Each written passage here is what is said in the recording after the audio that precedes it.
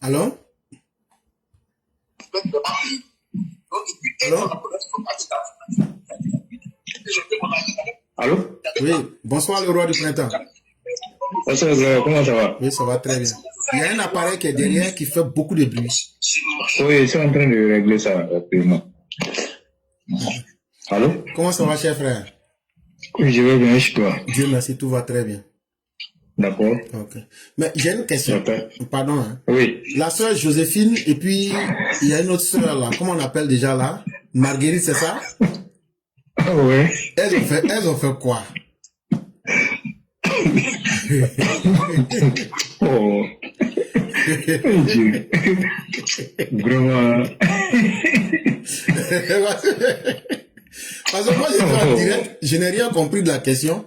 Donc, si tu peux réexpliquer, parce que on est sur la plateforme Éclaireur Pro Vérité, la plateforme où nous permettons aux gens de bien comprendre ce qui se passe. Donc, la sœur... Elles sont allées dans quoi même? Dans le village meublé.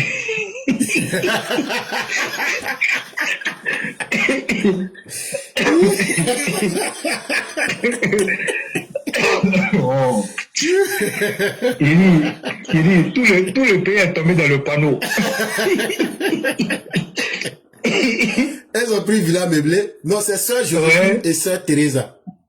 Et je te dis, elles ont pris Villa Meublé. Tout le pays est tombé dans le panneau. Même le bon Dieu est étonné. Oui, le bon Dieu est étonné. Mais mine de rien, on est en train de rire avec ce phénomène-là, mais en fait, quand tu vois ça, c'est-à-dire qu'il faut, et ça donne l'impression qu'en Côte d'Ivoire, il y a les enlèvements, quoi. C'est-à-dire partout où tu passes là, on enlève les gens, alors que c'est un truc qui est bien organisé. Hein? On voit des situations comme ça, là. C'est là, elle est venue, sa maman est venue se donner un spectacle. Comme ça, là. Comme si, oui, sa fille, là, il l'a enlevée. Dans ta fille, elle est en train de vivre la belle vie d'un villa meublé. Hein? Oh. Que Dieu nous aide. Je te dis, hein. Et puis j'ai vu aussi le commandant Apollo qui a fait entraînement avec les Chinois. Oui, oui. Mais lui, il s'entraîne contre qui? Non, mais... Parce que si c'est contre moi, il s'entraîne là. Si c'est contre moi, il s'entraîne là. Moi, ma manière de frapper les gens est dangereuse, hein. Non, il y a les chiens, il y a les chiens errants. Tu n'as pas compris ma logique. Je dis, moi, ma manière de frapper les gens là, c'est pas bon, hein. C'est pas bon, non? Ah non, n'a qu'à faire attention au moi, hein. Non. On va pas arriver là-bas. Non, c'est pour plaisir. D'accord, c'est ça. Comment ça va, cher frère? Oui, ça va. Dieu merci. Que Dieu nous aide tous. Ça va. Amen. Ok. Donc, on va vous laisser la parole. D'accord. Ok, moi, j'ai salue d'abord tout le monde.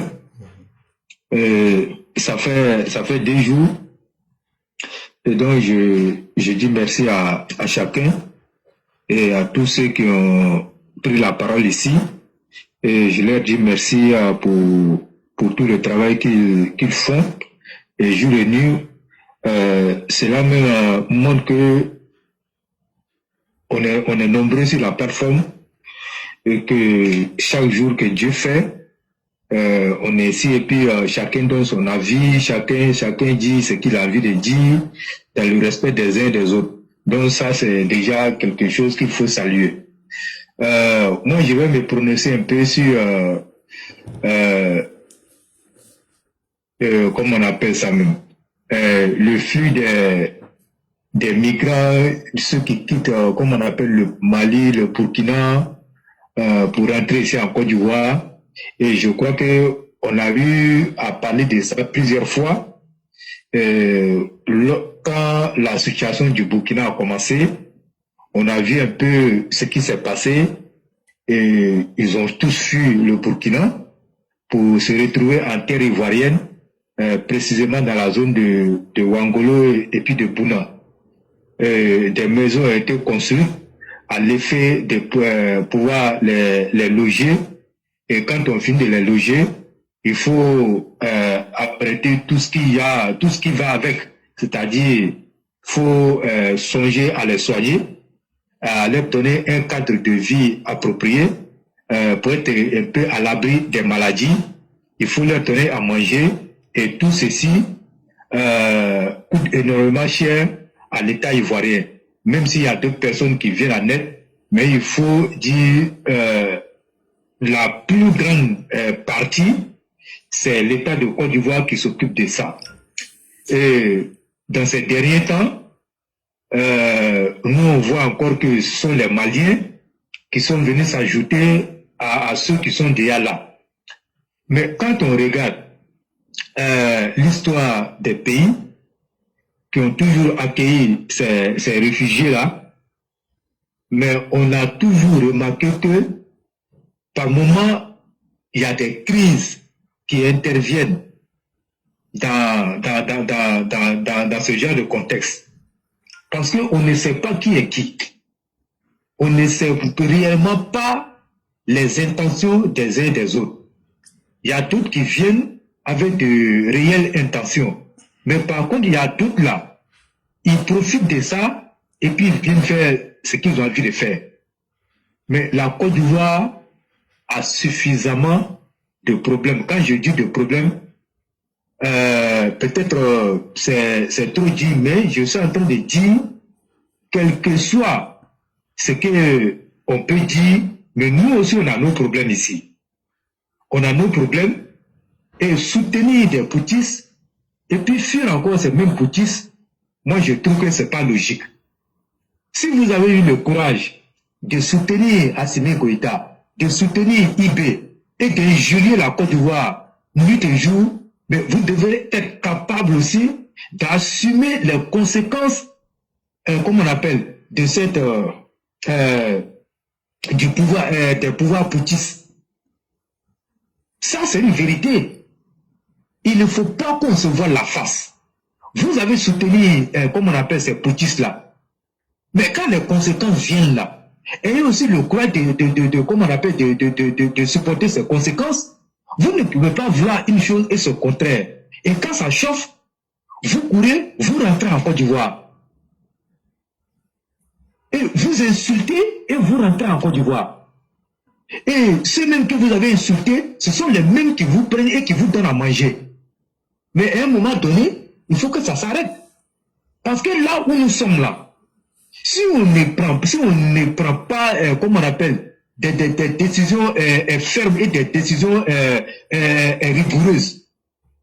Mais voilà, comme on appelle, les djihadistes qui sont à nos portes. Et ça, il faut le dire clairement, il ne faut pas cacher les choses. Les djihadistes sont à nos frontières et tous les jours on le voit.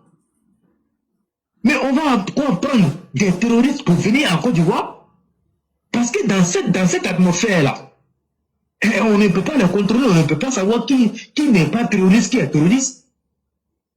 Mais c'est quand il y aura des dégâts ici qu'on va commencer maintenant à chercher des solutions. Alors qu'on pourrait stopper l'arrivée de ces réfugiés-là. Nous, on n'a pas dit à quelqu'un de rentrer en Côte d'Ivoire. Si vous estimez que vous vous sentez à l'aise avec les pouvoirs militaires, mais pourquoi fuir ces militaires-là pour venir dans un pays, comme on appelle, où le pouvoir est civil?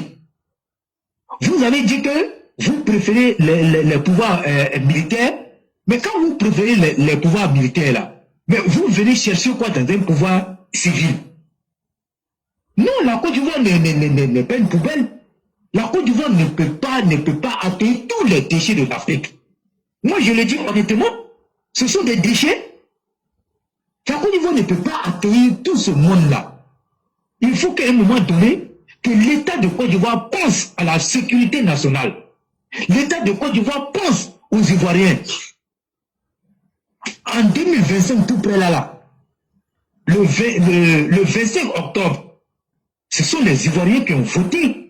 Ce ne sont pas les Maliens qui ont voté. Ce ne sont pas les Burkinabés qui ont voté. Moi, je vais le dire, ça va faire mal, mais c'est la vérité. Ça va faire mal, c'est la vérité. Les mêmes Burkinabés qu'on accueille ici, Les mêmes Maliens qu'on accueille ici, ce sont eux qui sont en train comment on appelle, de planifier les plans ici pour venir déstabiliser la République. Mais pourquoi on va leur donner l'occasion de venir déstabiliser la République? Non, il faut qu'à un moment donné, que ça s'arrête.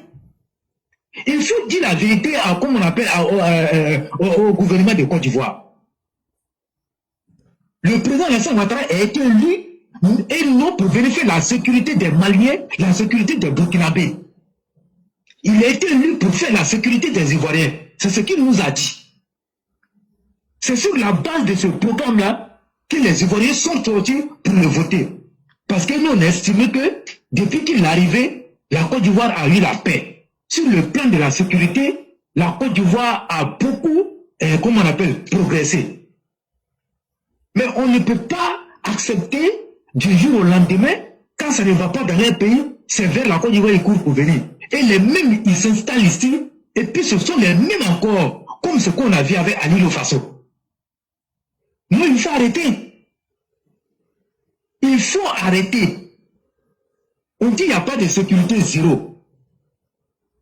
Mais quand on est conscient de ça, à un moment donné, il faut les faire retourner chez eux. On va les dire, mais c'est une vérité qui fait mal, mais c'est la vérité. Parce que nous, on sait que les coups d'État, il n'y a rien dedans. Les pouvoirs militaires, il n'y a rien dedans. Voilà pourquoi nous, on ne s'inscrit pas dans cette logique-là.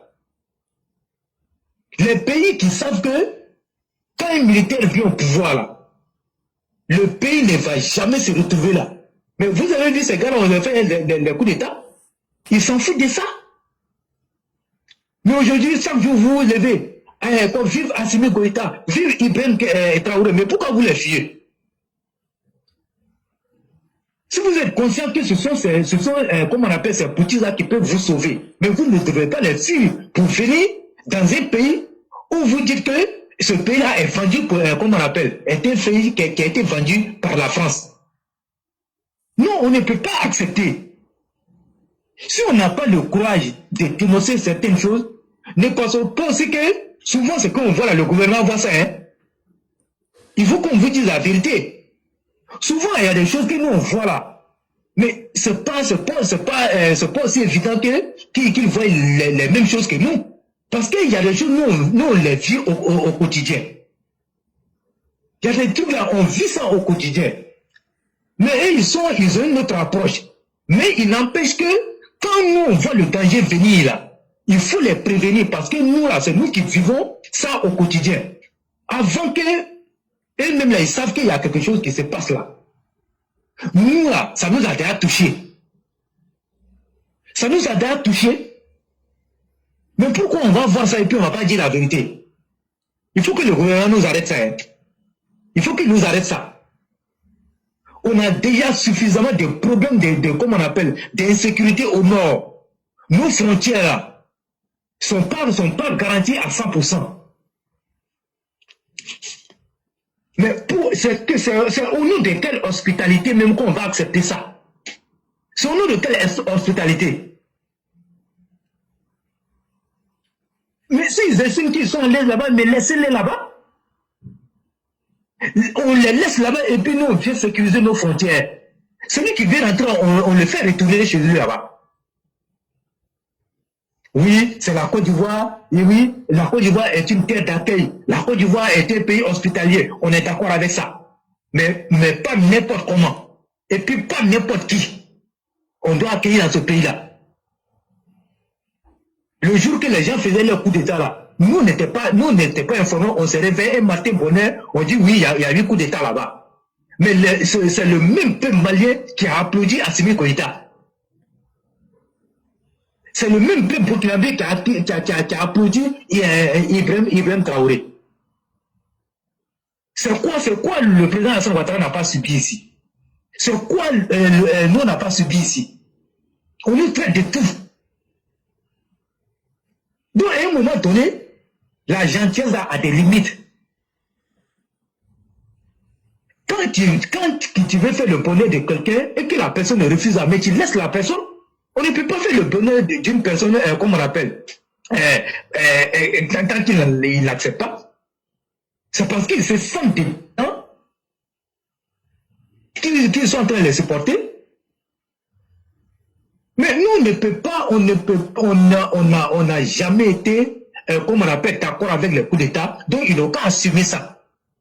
Ils n'ont qu'à assumer. Mais ce sont les mêmes Burkinabés maliens qui s'asseyent sur les réseaux sociaux et qui appellent à renverser le pouvoir. Ils ne s'en cachent même pas. Même si nous on sait que ça ne peut rien faire, mais quelqu'un même qui montre déjà son intention, qui te montre qu'il ne t'aime pas, qui veut détruire ta maison. Mais si toi tu prends cette personne-là et tu viens la mettre dans ta maison, mais demain s'il y a quelque chose là, tu auras cherché. Ça veut dire que toi-même là, tu es ton propre sorcier. Et c'est ce que l'État de Côte d'Ivoire est en train de faire. On n'est jamais suffisamment fort en matière de sécurité. Si la France était si forte en matière de sécurité, on a vu ce qui s'est passé là-bas, les attentats. Aux États-Unis, il y a des attentats. Mais ce n'est pas nos pays qui ne sont pas encore au niveau de ces États-là qu'on va penser que nous, on est arrivés.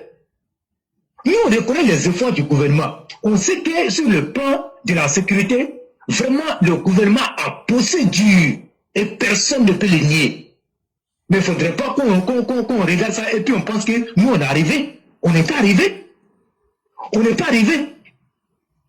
On connaît tous les intentions de ces pays-là. Nous, à un moment donné, il faut qu'on arrête ça un peu. Il faut penser au peuple de Côte d'Ivoire. La seule chose qui importe aujourd'hui là, c'est la sécurité des Ivoiriens. Ce n'est pas la sécurité des Maliens. Combien de fois on va expliquer ça? Combien de fois on va expliquer que ce n'est pas la sécurité des Maliens ni des Burkinabés qui doit être mis en avant par le gouvernement? Ils ont des gouvernements là-bas, non? Ils sont forts, non? Ils disent qu'ils sont indépendants, non? Ils sont souverains, non? Mais quand vous clamez la souveraineté, il faut assumer. Il faut assumer. Tu ne dois pas venir chez quelqu'un, quelles que soient les difficultés que tu rencontres là-bas. À partir du moment où toi, tu dis que tu es souverain, il faut rester chez toi. Il faut rester chez toi. Tu restes chez toi là-bas. Tu ne dois pas venir déranger quelqu'un.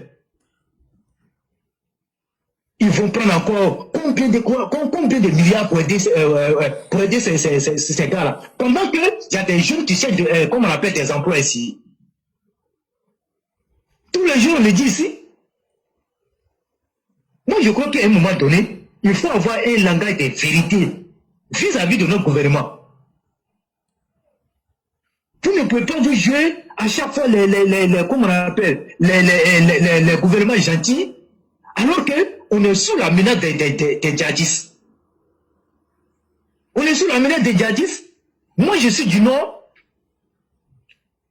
Et puis, ce n'est pas un plaisir pour moi qu'on dit oui, les djihadistes sont rentrés, allez tuer nos parents. Mais les djihadistes, là, ils rentrent comment on appelle, dans les pays.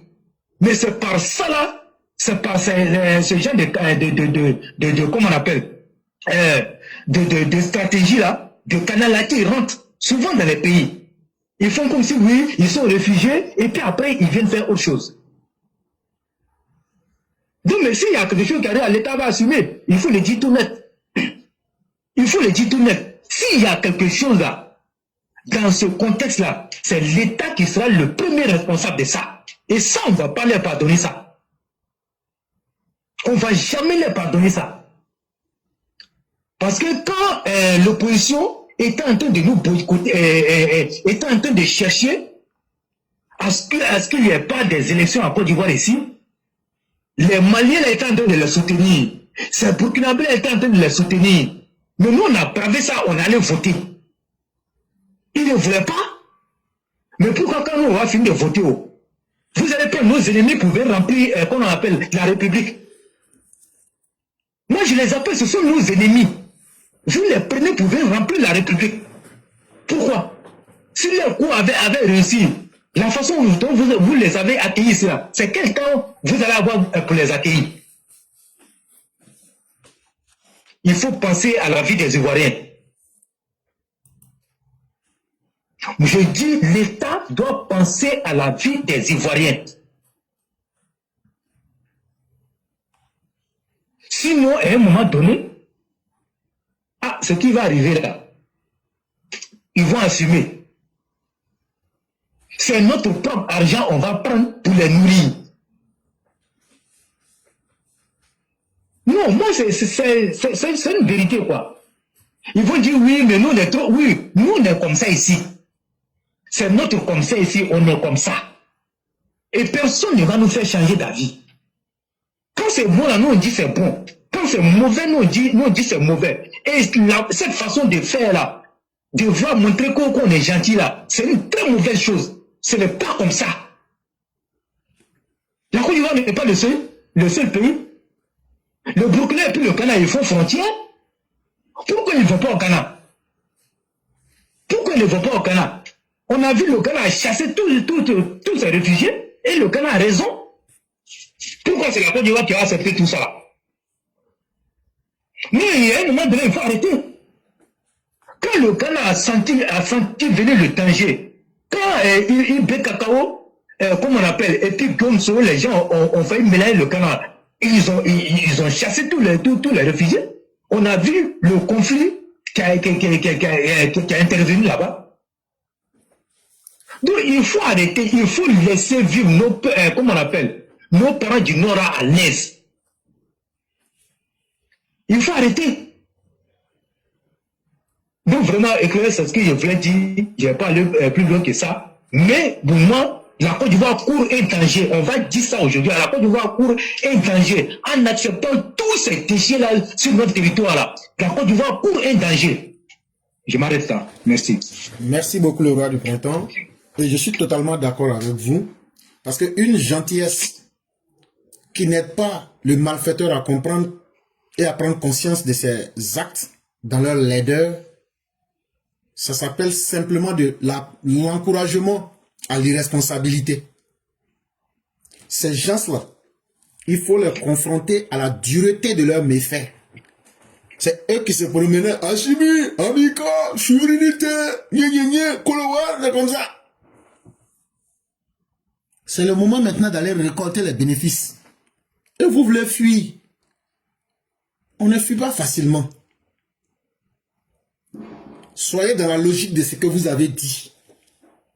Ayez le courage aujourd'hui de dire qu'Assimi a échoué, qu'il doit quitter. Parce que le Mali, là, vous allez fuir, là. Qui va habiter au Mali si ce n'est que les Maliens? Déjà, vous êtes sortis beaucoup. Vous avez rempli les pays des gens. Maintenant encore, vous criez que la chienlit dans votre pays pour venir remplir encore le pays des gens. Et sincèrement, cette fois-ci, là, le gouvernement devrait créer une zone tampon pour les maintenir à l'intérieur du Mali là-bas. Pour que leurs problèmes n'ont qu'à régler ça entre eux-mêmes là-bas.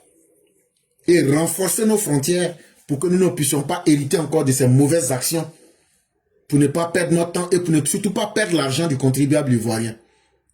Ne vous trompez pas, hein. Le ACR là, à part l'aspect technique là, venir être présent pour voir comment les choses se passent là, c'est la Côte d'Ivoire qui finance tout. Tout l'argent là, c'est l'argent des Ivoiriens qu'on prend pour construire des maisons. On leur donne de l'eau, on leur donne de l'électricité, on construit des écoles pour eux. Ils donnent dans des maisons en dur. Même en temps normal dans leur pays, ils ne gagnaient pas ça. On les nourrit cadeau. Comme si tous les Ivoiriens étaient nourris. Comme si tous les Ivoiriens n'avaient plus de problèmes. Comme si tous les Ivoiriens étaient scolarisés. Comme si tous les Ivoiriens étaient en bonne santé. Quelque part aussi, c'est une forme d'injustice. Et ça, là, on le fait pour qui? Pour des gens qui ne seront jamais reconnaissants. Et donc, quelle que soit la manière où on prend le problème, c'est une perte de temps. Et quand quelque chose est une perte de temps, là, mieux vaut ne pas le faire. Vraiment, merci beaucoup le roi. Merci encore pour cette frappe chirurgicale. On espère bien que le message passera. Merci à vous. Et on va vous souhaiter une excellente soirée. Ok, merci infiniment et puis bonne soirée à chacun.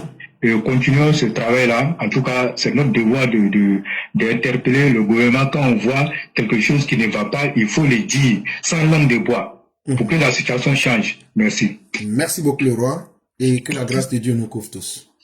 Amen. Merci beaucoup.